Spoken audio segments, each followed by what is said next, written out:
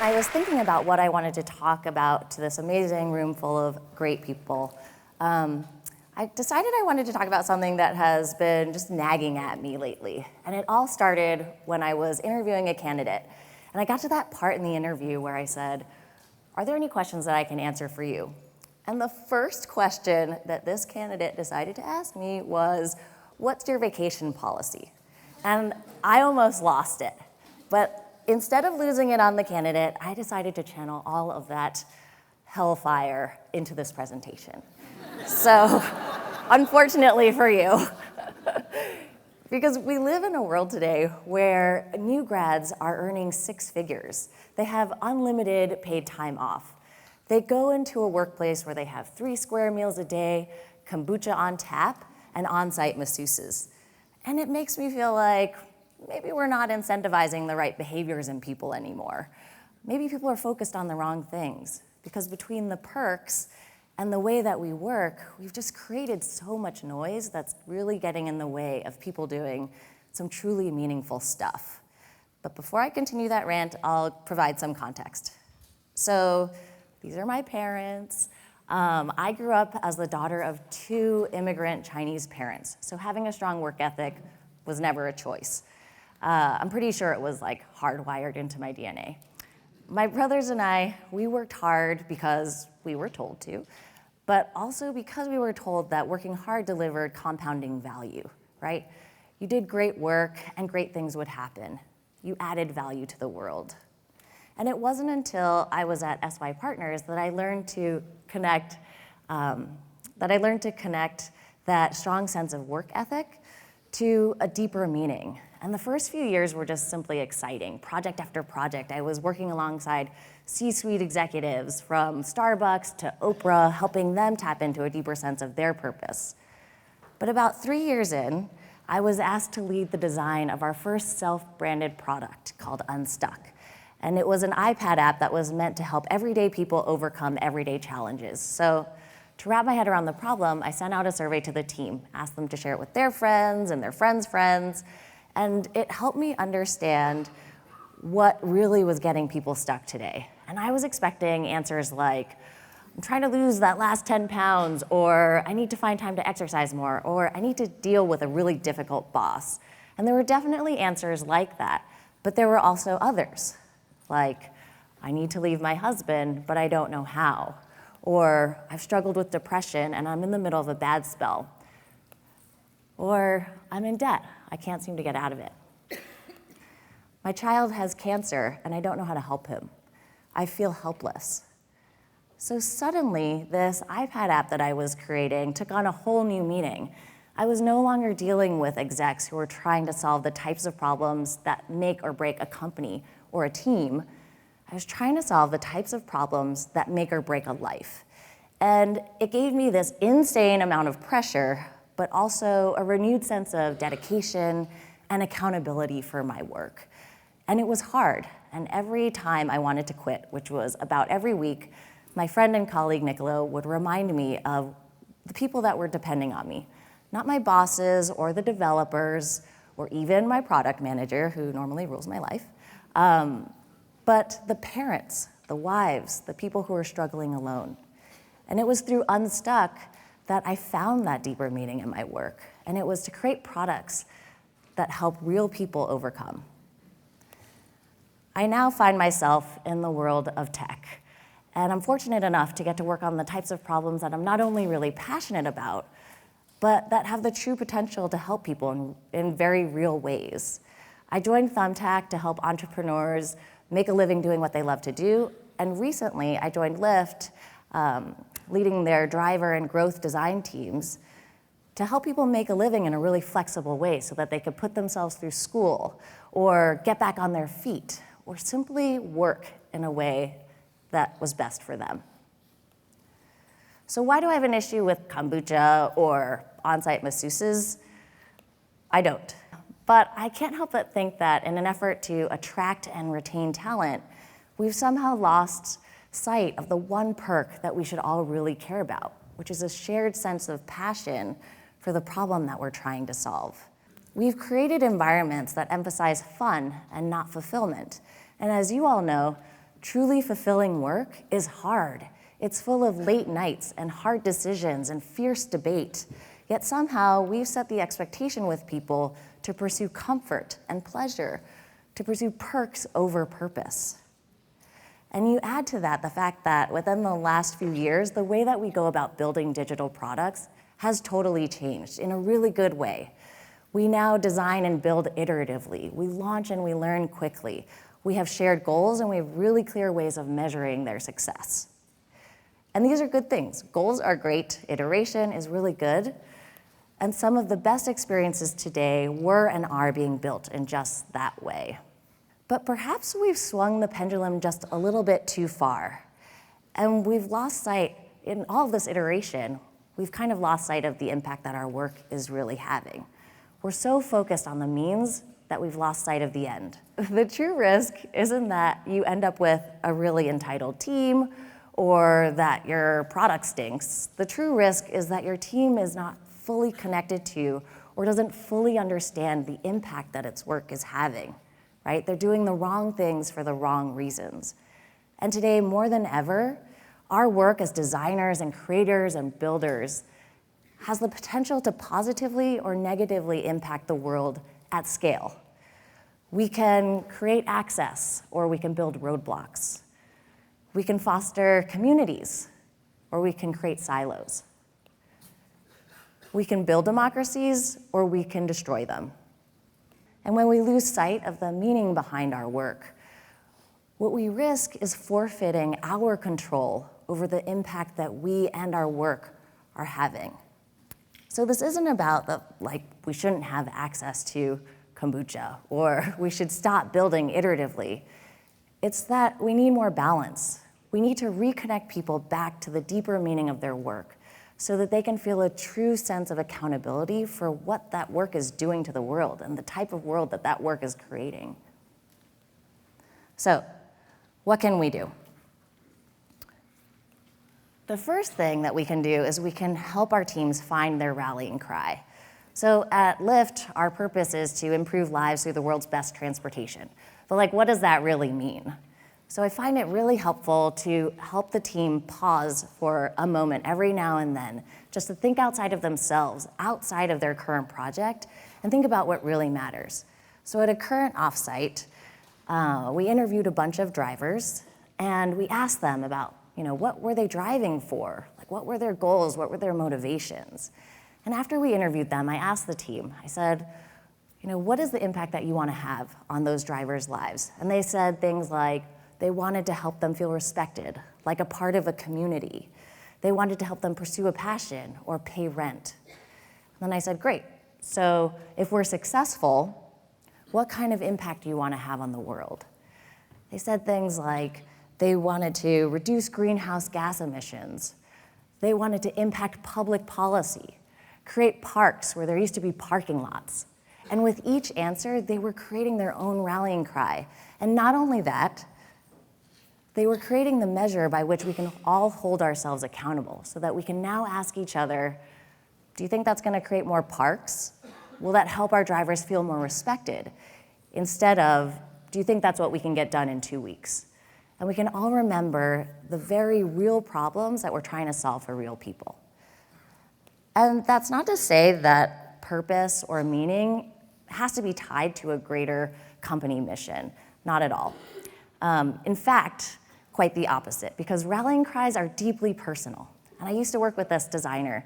She was a really good designer, but I would say she was by no means the most engaged designer on the team. And then one day we had somebody come in and talk to us about accessibility in design. A week later, she schedules this random one-on-one with me. I sit down and she just starts telling me how she's been staying up late at night researching accessibility in design. And she'd become really interested in learning more about how being dyslexic or an English language learner impacted your ability to use a product. She went to meetups, and though she was the shyest person on the team, this was something that she was actually excited to get up and give presentations about to the team or to complete strangers.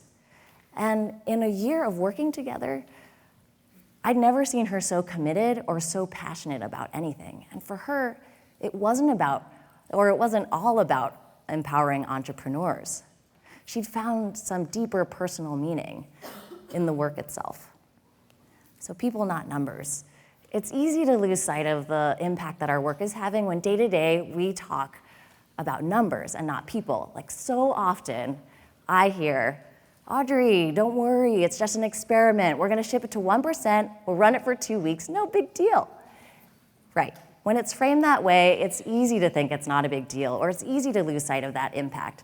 But think about what a 1% experiment means to a company like Facebook, who in the US alone has 214 million users. So a 1% test in the US market still means 2.14 million people, which is larger than the entire population of New Mexico.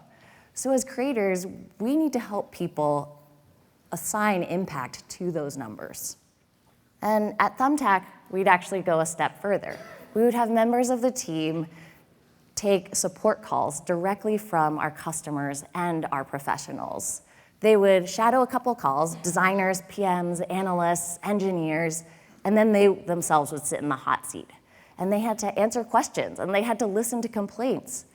And when you hear that distress and that anxiety firsthand, you suddenly realize that if you don't get this feature out or you don't design it well, you're keeping somebody from paying their electric bill or finding a customer or delivering on a promise that they made to somebody. And no amount of market segmentation or persona development will ever have the impact that sitting face-to-face with one of your customers or hearing directly from one of them will ever have. So we also have to make sure we feel the pain. And in the mid-1970s, Patricia Moore was a 26-year-old designer at the New York design office of Raymond Loewy, the only female designer, I might add. And she became really frustrated by the fact that nobody in the office was concerned about accessibility or safety issues outside of the quote-unquote easy user, especially not the needs of older individuals. So what did she do? She toured over 100 cities in the US and Canada, dressed up as 9 different women in their 80s for 3 years. She took the bus, she made dinner, she went grocery shopping, she lived the life of an elder. And she also reduced all of her natural capacities. She blurred her vision, she limited her hearing, she reduced her mobility. And in her own words, though she was ready and kind of prepared for the physical difficulties that she would experience, nothing prepared her for the emotional pain that she actually went through because of people's dismissal of her, their cruelty to her, their actions and attitudes towards her. And what I love about Patricia Moore is that not only was she a total badass, but she didn't make assumptions. She didn't let numbers or studies dictate her understanding of the problem. She really got in there. And because of that, because she didn't make assumptions, she was able to uncover pain points that nobody else saw. So luckily for most of us, we don't have to go to quite those extremes to understand the pains of our users. Before I started at Lyft, I signed up as a driver. And my first ride was so nerve-wracking. Like my palms were sweaty. You should also know that I'm not a great driver, so if I ever offer to give you a ride, like you probably shouldn't take it. But and then all these worst case scenarios kept popping into my head. Like crazy stuff, like what if I miss a turn and I run off the road? What if my brakes fail? That could happen. What if this person kidnaps me? Like I said, crazy, stupid stuff that definitely, one, reveals my insane love for absurd TV narratives, but B, like nonetheless, no matter how ridiculous, were very much a real part of my driving experience. And that's stuff that you can't get from interviews alone or by even sitting next to a new driver in their car. And at Lyft, a lot of people drive, from our founders on down. People drive so that they can get a good sense of the experience that we're actually creating for our drivers. It's a huge source of the bugs that get logged and the ideas that end up making it onto the roadmap.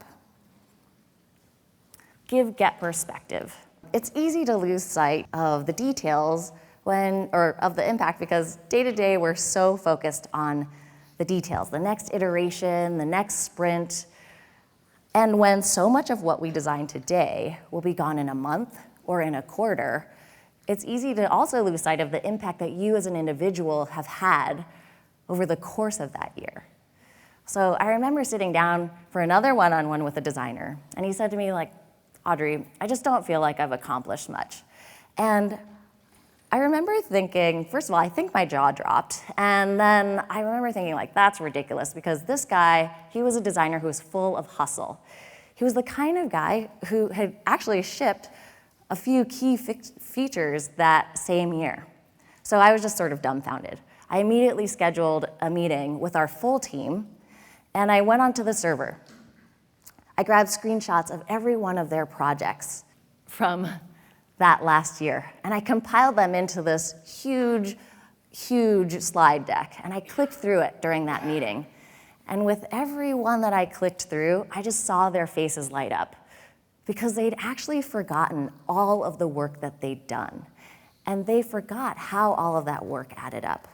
So even more importantly, you have to tie those accomplishments to true impact. You have to let them hear firsthand that their work allows a first-generation immigrant to work as a plumber and support his family, or a driver to more deeply connect with her community.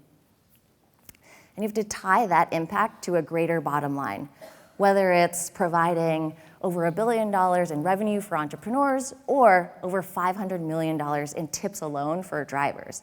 Help them see that their work adds up in more ways than one. So lastly, we need to do the right thing, not just the most measurable thing. I'm going to say that again because I think this is the most important one. We have to do the right thing, not just the most measurable thing. And we've all been there where there's a good idea on the table. We know it would improve the experience, but it would be hard to measure, so it gets killed. And as a result, roadmaps everywhere are full of improvements that are easy to measure, but that aren't necessarily the most impactful things that we could do. But think about the bold move that REI made when it decided to close its doors on Thanksgiving and on Black Friday. And they also decided not to process any retail or any online orders during that time. Instead, they encouraged people to get outside, their customers, their employees, with a campaign called Opt Outside. They still paid their employees for both days of work, including their hourly team members. But instead of chasing revenue, they made a decision based on their values, based on their true beliefs. And because of it, they lost out on the biggest shopping day of the year, and they're in the retail business. Well, fast forward 3 years, and 2017, this last Thanksgiving, marked the third year that they've done this in a row, the third year of the Opt Outside campaign. And their brand, the REI brand, and their revenue have never been stronger. So this isn't about kombucha. I've never said the word kombucha so many times in my life. This is not about kombucha or about massages. This is about the fact that as creators, we should inherently care about the creations that we're putting out in the world and how they're impacting that world. But there's so much noise getting in the way, and we're so focused on the next week and the next iteration and the next quarter that it's so easy to become untethered from that deeper meaning.